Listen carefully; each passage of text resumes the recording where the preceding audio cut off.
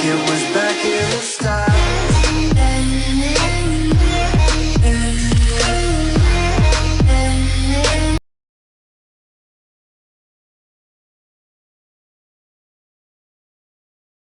Bukti tambahan adalah informasi, data, atau argumen yang mendukung suatu klaim, teori, atau analisis.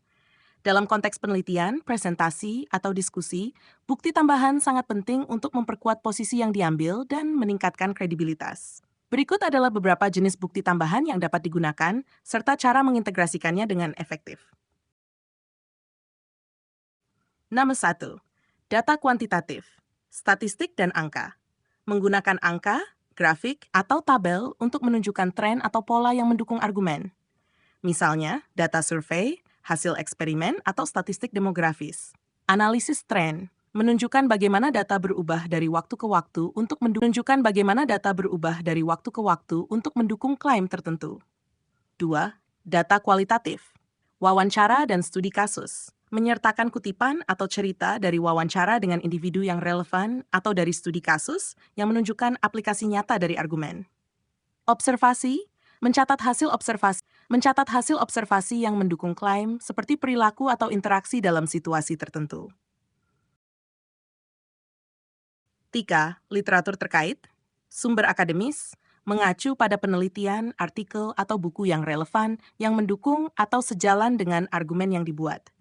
Ini bisa berupa meta-analisis atau tinjauan literatur. Dokumen resmi menggunakan laporan, kebijakan, atau pedoman dari organisasi resmi yang memperkuat posisi yang diambil. 4. Contoh kasus mencantumkan studi kasus yang spesifik dan relevan yang menunjukkan keberhasilan atau kegagalan dalam situasi yang mirip.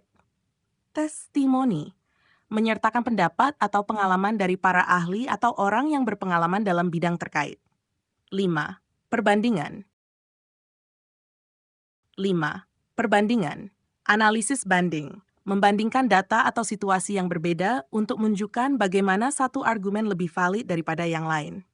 Benchmarking. Menggunakan standar industri atau praktik terbaik sebagai ukuran untuk mendukung klaim. 6. Simulasi dan model matematis.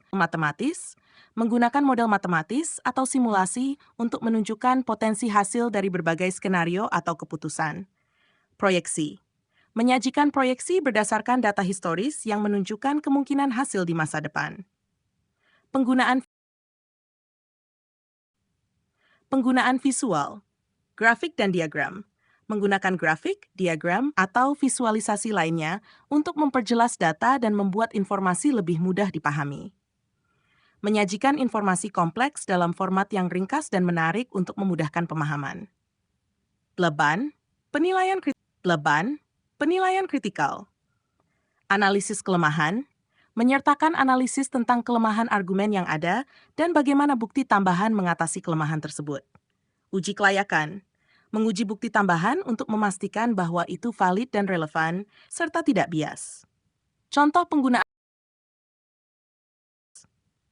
penggunaan bukti tambahan, misalnya dalam argumen tentang efektivitas pendidikan daring, data kuantitatif, menyajikan statistik yang menunjukkan peningkatan prestasi akademik siswa yang mengikuti kursus daring dibandingkan dengan yang belajar secara tatap muka. Studi kasus. Menggunakan contoh dari sekolah tertentu yang telah berhasil menerapkan pembelajaran daring dan melaporkan hasil positif.